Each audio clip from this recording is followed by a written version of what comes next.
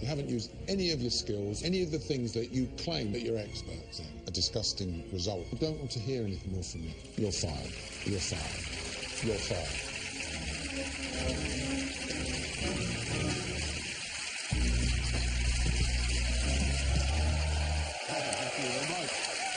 Thank you. Good evening. I'm Jack D. Welcome to The Apprentice. You're fired. This week's task was to produce a children's book, so the candidates were extra careful to make sure their language was suitable for 3 to 5-year-olds. Party pooper wee wee. Sniffle bottom. I can shit you not, and she absolutely got her ass in her hands. Yeah, thanks, Brett. Good luck with that CBBS audition, by the way. Joseph had a tough time. It can't have been easy spending the day being shadowed by his mysterious Victorian look-alike.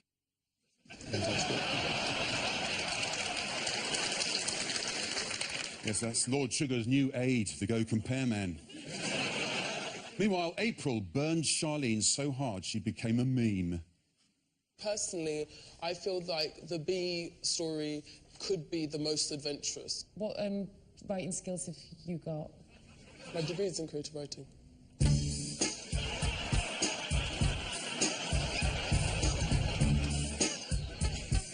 And if you don't get that, it's because you're not street like me. Joining me to discuss tonight's task, even though it's past their bedtimes, are author of the How to Train Your Dragon series of children's books, Cressida Cowell, broadcaster Gabby Roslin, and he's still only halfway through Snotty Dink, so no spoilers, please. It's Romesh Ranganathan. Welcome to You're Fired. Well, in tonight's task, one candidate was hoping her team's children's book would be a monster hit, but instead, for her, it was all ogre. Sorry, that was a terrible pun. I just said it without thinking. Natalie, your pitch was terrible. I'm not sure you think before you speak. You just haven't shown me enough. On this particular occasion, you're fired.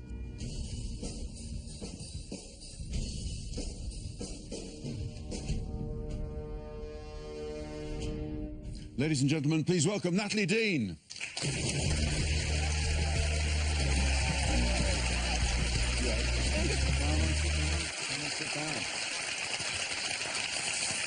Natalie, welcome to You're Fired. It's good to see you. I don't know who was more upset, you or Sam. I know, he didn't look very happy, did he? It was. I mean, how did you feel at the time? Not as upset as Sam looked, it would appear. He was really... because it must be very emotional. You've all worked and lived together for 4 or 5 weeks, suddenly up against each other in the boardroom. Yeah. And how did that actually feel? Well, it was really difficult because I really liked Sam and got on with him so well. And to be in that situation with him, it wasn't very nice. No. It wasn't nice, was it? No, not so, at all. I mean, and plus to make things worse, you'd had a terrible cold that week, hadn't you? Which wasn't good. Yeah. Did that generally affect your whole performance, you feel? I didn't feel great, but I don't know if it had gone that much differently if I didn't have a cold, really. But I really think you could have, because you did sort of play it very well. You set it up and you said, I've got a bit of a cough, etc. And then you said it in the boardroom. Yeah. I definitely think you should have done it in the bookshop. You know, when she said what your percentage is, you should just collapse. Just coughed.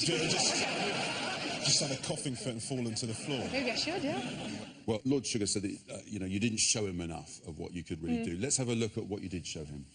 The key to this is selling, isn't it? I wanted Natalie and myself to do the pitch to the National Book Retailer. I'm just concerned that if I stand up there to do a pitch and go croaky or cough, I'm going to look ridiculous. So Brett, Scott and Natalie, Straight off, you're yeah. going to trade. Perfect. I think I'd feel more comfortable doing that. Natalie was supposed to lead the pitch, but she did a terrible job. What do you want to know? My discount percentage.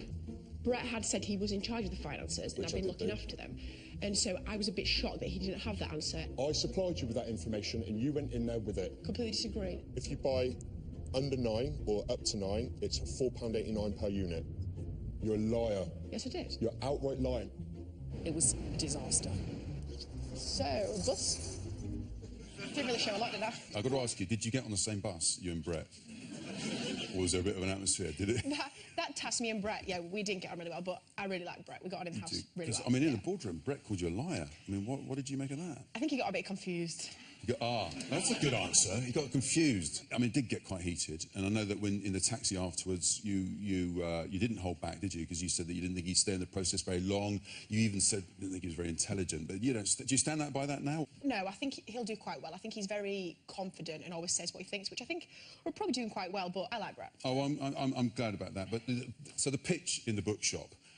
The one we saw was a disaster, wasn't it? It was a disaster. Why did you go in? Why were you so stumped by the figures at that point? The woman asked us, she was like, so what's the price? And I was like, Brett, you've got the figures. But he didn't have the figures. So then that made, I was doing the pitch. I should have had the figures because I was doing the pitch. Yeah, OK, well, that's an honest answer. It went wrong for you. Cressida, I'll come to you first, because, you know, Natalie was finding the bookshop owner very hard there. Now, you, even at your level of success, you must still have to build relationships with publishers and film executives, even retailers. How important is it to have a rapport with these people and maintain it? Oh, it's immensely important. I mean, it's hugely important. I mean, you're also, as a children's book author, you're also pitching quite a lot to children themselves and their parents. That's a phenomenon. Lord Sugar would love this. You have a very direct contact with your market. The children's book industry is phenomenally successful, considering the competition. Look at the telly nowadays, Xbox. However, in the last 16 years, we have doubled the amount of children's books we've sold. Which is extraordinary, and it's partly because authors go out there. You can't hide away as an author anymore. I've been to so many primary schools, I could practically be an Ofsted inspector. Come to you now, Gabby, you know, you're a very successful TV presenter, radio presenter. You always very quickly establish a relationship with the people that you're interviewing. Is there a knack to that we could pass on to Yes, Nat? I did feel that you weren't getting people's interest straight away, and you weren't listening to them, and you weren't giving them something. I thought you opened yourself up for an attack when you asked that lady what she liked in a book. I don't know if you would have been better off just sort of saying what was good about it rather than opening yourself up. Because then she said, I like a book that really sells, and then you went, well, we haven't got that, but we've got a new book that we think could possibly sell, fingers crossed. Do you know what I mean? So, Natalie, Brett said that you were nervous in the bookshop pitch because he had Karen watching you all the time. How much more nerve-wracking is it having Karen or Claude breathing down your neck? Well, so if you think generally when you're trying to pitch a product, you don't have Karen Brady stood in the corner making notes and tutting. It is quite a lot of pressure. Yeah, it is. Because you got off to a bad start with her, didn't you? Was it in week 2 with the shampoo? And you had claimed that people over the age of 46 are scared of change, and she was offended by that. Did you feel that you were carrying a bit of that on into this task with her? So first of all, I'm very sorry to any women over 45 I did offend. Wasn't the intention. It was a difficult one. Were you watching that, Gabby, when that happened? Yes. I'm sorry. I was, and I shouted at the screen. You found it terrifying, didn't you? What, the whole thing? Natalie, Lord Sugar said that you don't think before you speak. Do you think he's right? Take your time.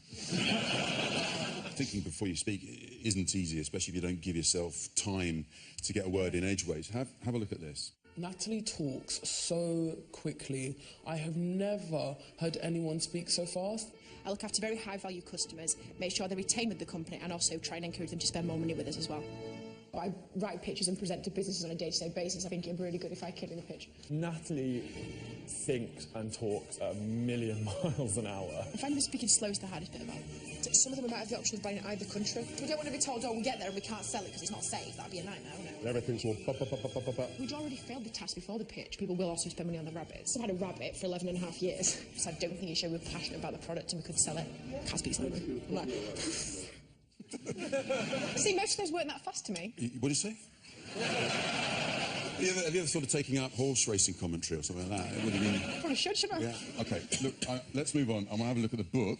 Here we are. That's Snotty Dink, which is quite appropriate considering how ill you were feeling at the time, wasn't it? You know, Yeah. So, Cressida, have you got one there as well? Yeah. Have a little look. What do you think? What are your first impressions? Are you impressed by that? I have to say, in one day, I thought that was really impressive. I thought it was good. It was original. It was really original. I'm glad and you sweet. said that. I liked it as well. Yeah, I love it. And it's, yeah, you bond with the character, Completely, don't you? and the graphics are great, the words are great, the rhymes, the rhythm, everything. And I would happily read this to my youngest. I'm not sure about it. My issue with it is, I do think it's good. I think the pictures are good, it looks good, the cover's good and everything. My biggest issue is the long words. I know that you sort of sold it as a thing that kids should learn new words, but a kid with an extensive vocabulary is creepy. You know, like if I was in the part of my kid, he said, Daddy, look at that moisturised plant. I go, shut up, you weirdo. You sound like a freak. Daddy, quell your anger. You're not helping. I got a little bit worried. I thought maybe you were all drinking a bit too much. It seems to me that some of the rhymes only work if you're actually drunk. This bit, the water he blew was not only useful, he could make things too that were bright and beautiful. That only works if you've had about a bottle of wine. I think it does, yeah. There's nothing wrong, though, in having some new words in a book, are there? Are you conscious of doing that when you're writing? Well, I do use longer words in my books for 8 to 12-year-olds, but I have to say, for 3 to 5, I would be a bit more careful about using shorter words. So, what during the creative stage, you're coming up with this book. What was it like to be in the presence of Sam when he was in his creative frenzy? How involved were you, or did you have to just sit back in awe? So, I think the problem with Sam was in this task he had too many ideas. And he couldn't decide what he actually wanted to do. Right. So, in the end, it was me who came up with the idea of the story, what would happen. Then Elle and Sam wrote it, because their English is fantastic, both of them. And then Scott drew the pictures, because he's good at drawing. So it was very much a team effort. Did Scott actually draw the pictures that are in there now? Well, he... That was kind of, his but vision. A graphic designer will make them look more sparkly. It's impressive, that. Well, as we've seen, project manager of Connexus was Sam, who Lord Sugar criticised for not having a very business-like approach. Let's have a look at him in action, or not, in his case. A story dies without good plot. I mean, obviously, there is this theory about Aristotle thinking plot is the most important. I mean, I don't know how much you can relate sort of a tragedy in with children's literature. At times I felt I was watching you try to write the sequel to King Lear. What I wanted to do was come up with a moral story that included creatures, or an overcoming the monster story that included a bit of a moral, or an adventure story. The adventure story one I'm slightly confused on. They've been in their meeting for a few hours, but they haven't really nailed anything down. We're going around the houses now. It's PM. What do you reckon? Now, my preference is... What do you think? Please bring him back into this boardroom.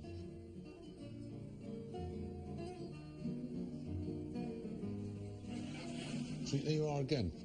He just takes so long to reach a decision. See, Natalie, I think somewhere between you and Sam is the perfect speed at which to talk. That's what you want to aim at. What was Sam like as a project manager? Indecisive, but I think that's because he's so nice, he just wanted to please everybody. Right. Did you feel like he was under so much pressure because Lord Sugar had said to him, you're an English graduate, so you should be good at this, that he felt like he had to create some incredible masterpiece rather than just getting the book done and this... I think he was trying to make it a lot more complex than it needed to be, because he was so worried about making a great product for Lord Sugar. He was accused of over-intellectualising. Cressida, is that a fault? Well, no, he didn't call it King Lear, did he? He called it Snotty Dick. Well, King Lear, in fairness, is been taken. He was thinking about it very seriously, but it had a message. It was about something, and it was something much more interesting than the bee story. I mean, good children's books do have a message, and sometimes it's quite a serious message. In the cafe, Sam immediately apologised to his team for losing in a very gallant way, I thought. I was very nice. And he apologised to you in the boardroom afterwards. When he was actually crying. He was devastated, I was like, you can go now, it's all right, Sam. He was very like, I'm not letting go of my hand. He genuinely felt bad, I could tell. He's too nice. He's just a lovely guy. Can you be too nice? I was going to ask, I mean, can you combine being a nice guy with being good at business, do you think? Surely you can. There are plenty of people who have done it over the years. I'm trying to think now. I think he made such a mistake by saying, I'm sorry, when they're in the cafe. What you've got to do is you've got to sit down and go, where do you think you guys went wrong? Like, you've got to be on the front foot in that situation. When I was teaching, I did parents' evenings and stuff, and sometimes a kid would sit down and I didn't know the kid. Like, I couldn't remember what they were like. I'd just say, what do you think I'm going to say about you? And just let them fill in the blanks. All the stories I hear about you being a teacher terrify me. Well, I mean, you know, if it makes you feel better legally, I'm not allowed to do it anymore. Well, let's move on to the winning team, Team Versatile, and to remind us about their book, here's Claude. Hello, boys and girls. You sit comfortably. I'm going to begin. This is Busy's first adventure. Busy is a little bee who sets out to make some honey. When he took flight, the wind went whoosh, and poor little Busy went swoosh. Swishing and swooshing, tumbling and turning. Will little Busy ever make his honey? And if your nerves can take it, you can see the full terrifying version of both books being read by Karen and Claude on our website. So here is their book, which is Busy's first adventure. I don't know if you had a chance to look at that. Did you see it? You're already turning up your nose at it. I just think Snotty Dick's a lot better. Okay, well, let's Cressida, what are your first impressions of the book? I think this is dull. That's the real problem with it. Even though it doesn't go into pollination in great detail, it might as well. I mean, it is dull. I'm sorry. Gabby, do you agree? I've always read to my kids, and I absolutely love it, and it's our special time This is for a 6-month-old. It doesn't scam, and it's... So you're like one of the mums in the playgroup who said she thought it had been written by a child, and she misunderstood the whole thing. I think the key thing about a rhyming book is it has to rhyme. I'll give you an example here. Busy was happy all of a sudden when he saw the chance to get so much pollen. Are you joking? Yeah. Like, that's... I mean, also, to be honest with you, I'm opposed to the whole idea of a book about honey anyway. You know, it's bee slavery. And... You know, what they need to explain is how the beekeeper comes along, nicks it, and without contributing anything to the production process and making a profit after the hard work of the bees. So, let's highlight that, do you know what I mean? It's quite a high concept, but not all households are as much fun as yours, Ramesh, evidently. But would any of you have used this book to teach their children about the production of honey and what bees are about in seriousness? No. You wouldn't? No. OK. So, mixed reviews for the book, and if it hadn't been for a last-minute sale, it might have been Charlene in the boardroom this week. I'd like to put myself forward as project manager for this. I'm not going to say I have the best vocabulary or the best English skills. Once there was a busy bee who set out on his first adventure to find some honey. But that doesn't rhyme. Find a pot of honey. Does it not? I think it does. Who am I speaking to? It's Richard. I want you. David, swishing and swishing. Just leave us to it, okay, please, Charlene, please, can we just let us get on with it, please? No, can I hear? David, swishing and swishing. Are you going to be pitching? Yes, I'm going to be pitching. Are you sure? I'm doing the pitch. Yeah? Okay, but the thing is... Okay. Swishing and swooshing. Will little Busy ever make his honey? You needed to take your strongest pitcher to the most professional people that you were pitching to, and you didn't. Bad management decision there, I think. Yeah. That look is called Schadenfreude, or to put it in children's book terms, ha, ha, ha, ha. On the whole, what was Charlene like as project manager? I mean, if Richard was here, obviously I'd ask David. What did we think? I think if I had to be told what to do by her, it would frustrate me a bit. As you could tell, people were getting very frustrated with her because her way was the only way, and she wouldn't listen to everybody else. Whereas Sam, and everybody said he was indecisive, but at least he was listening to his team, and he was being kind and warm and giving. Whereas it was about her, I think, a bit. I think so, yes. Well, Cressida, what did you think? Well, she did, though. She came up with actually a better idea than the bee idea. Yes. She came up with the idea about the comfort blanket. And I thought that was... Oh, mate, come on, mate. A story about a blanket. Who wants to see that? It's better than the bee, trust me.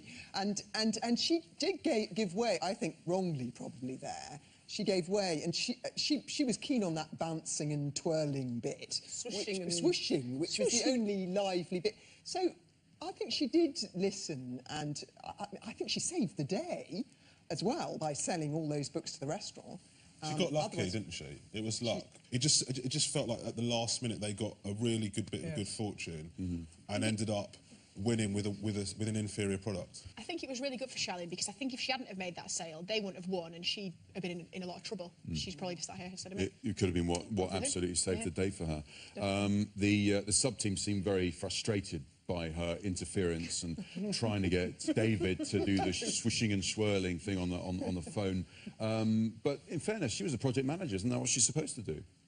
But she asked for Richard to be her sub, and then she wouldn't listen to anything. It was just to keep him happy. As well as sidelining Richard by putting me into the sub-team, Charlene kept him away from the pitch as well, which is really good at. Do you think that she's letting her personal feelings interfere with her business decisions? Absolutely. Absolutely. Of course he should have done the pitch. Yeah. If he'd done the pitch and he would have won, then she would have been delighted. If he'd lost, then she could have brought him into the boardroom and gone for him completely. OK. Well, McGim came in with some praise this week from Lord Sugar. He's already been seen trying to sell fish in a vegan restaurant. Now he's sold several copies of his book to mothers in a focus group. He's emerging as one of these characters who would try and sell anything if it wasn't bolted down, wouldn't he?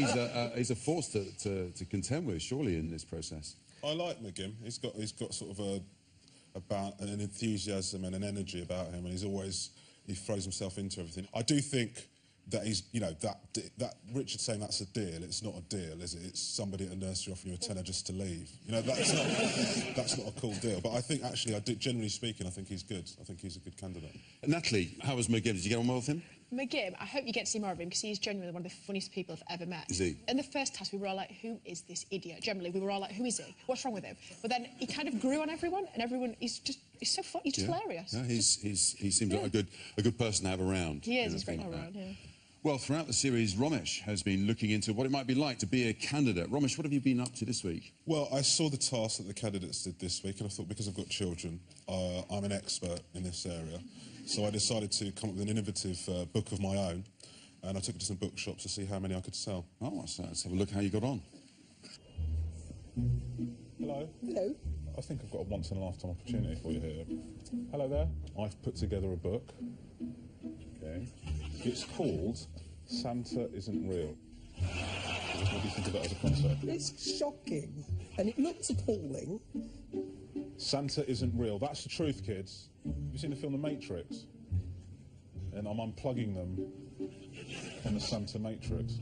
Right in the middle of the pitch, it seems to be going pretty well. She's a little bit annoyed that I've stepped outside to talk to you, but it's just I'm excited. Let's just cut to the chase. How many books would you like? None at all, thank you very much. Let's say 20 books to start you off. It's a deal. It's a done deal. It's a done deal. You're robbing me. No way. So you just want a small order? No, not really. What about 5 just to get you started? No, I don't really think so. What if I lent you one and you see if there's any interest in it? This could be the next Harry Potter. What about if you just put one just here? Absolutely not. Goodbye. Thank you, but no thank you. I think you're making a mistake, Simon. You regret this, Geraldine? I very much doubt it.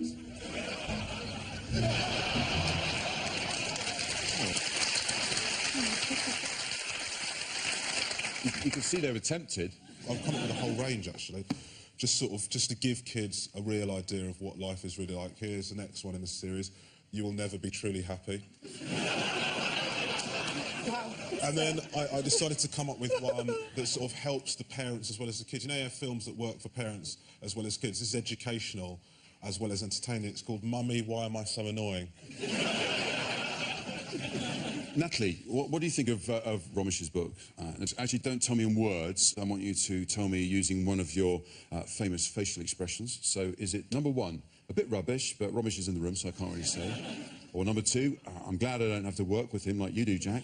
Or number 3, what do you mean the shredder's broken? Ooh, it's kind of the combination of all 3, I'd say. Yeah, fair comments on that one. So, Natalie, sadly, Lord Sugar isn't going to be investing in your business plan, but he has got some advice for you in the future. Let's have a look at what he has to say. I do like the way that Natalie sees things and actually sees them as they are and tells them as they are. But in some cases, she was a little bit too blunt. Throughout the period of time that Natalie was in the process, she claimed she was a great pitcher and presenter.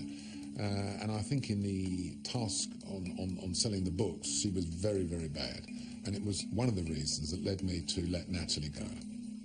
Looking forwards, I think she really does need to brush up on those skills, and she needs to develop a little bit more diplomacy. So, Natalie, what do you think? Which parts of that would you take on board, and which part of that advice would you go for? Mainly to be less blunt. Where would you have changed that? It was just like responding to questions. Sometimes I was very closed with how I responded, and I should have been more open, I think, and looked more like I was willing to take on board advice rather than be like, yeah, OK, whatever. OK, good. Well, it's time to find out whether we agree that Natalie was the right person to be fired tonight. Cressida, do you think Lord Sugar was right to fire Natalie at this point? Well, just because I really didn't want him to fire Sam, because I thought that it was a good book, and it was a travesty that you lost, your team lost. So, yes, I would have fired you. Gabby? Meeting in real life, you're a joy and charming.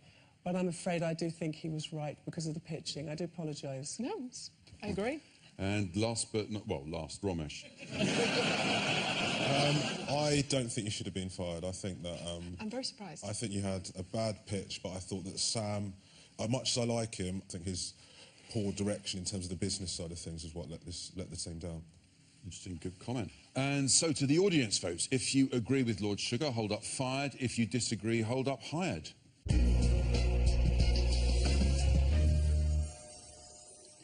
That is looking pretty much like a fired Natalie, though. There's quite a big support group behind you, though, so it's not... My grandma. Your grandmother's she's been threatening people on your behalf, has she? Well, Natalie, you know, we're really sorry to be losing you from The Apprentice, because you've been a great candidate and a great character to follow, and a wonderful guest on your fire. As you know, nobody leaves your fired empty-handed, and in the hopes that we could get just maybe one more of your wonderful facial expressions, Oh, God. I prepared this for you. God. And you might get it, don't laugh. I don't really know what to say. Well, listen, there you go. That's for you. Natalie, you've given us some great moments. Let's have a look at your highlights. Lots of people have got ideas, but ideas don't move mountains. It's bulldozers that do that. And I describe myself as a bulldozer. Don't pull that face. She's just so funny. She's got an opinion about everybody, but does it in a humorous way. Yeah, I really like Natalie. Tantra. Simply. Natalie is the biggest talker I've ever met in my life. She literally goes to bed talking, and before she's even awake in the morning, her mouth opens and the words start formulating. It's hilarious. I make sushi. Never thought I'd do that. Natalie is cuckoo. So you can tell she's happy. You know, she's a lovely, lovely person. Ladies and gentlemen, Natalie Dean. That's all for tonight. Thank you to Cressida, Gabby and, of course, Romesh. So it's on to task number 6 for our candidates. Any business partner of mine needs to know that making money involves hard work. You go like this. I can just about put together some flat pack furniture. Right. If we get this views, do we have to do it? I can paint as easy as just painting the walls, mate. You've missed the deadline. We're not arguing about it. Listen, guys, we're cracking on with it. How much? £500. How'd you come to that? What a complete waste of time. I think they're meant to be like this. But he's going to gut it There's out. a fork there which you might find useful. Wow. It could be a disaster. I need some help with the weeding. I need help with the bush. There's too much bush. Voila! He's got the right to just say, well, it's an incomplete job, I'm not going to pay you. We painted over somebody's cat. I cannot wait. If you missed any episodes of The Apprentice, Matt Edmondson has made a handy roundup of the series so far on BBC iPlayer. We'll be back next Wednesday at 10 for more You're Fired, when alongside Romesh, I'll be joined by international entrepreneur Lara Morgan and comedian Joe Lycett. Good night.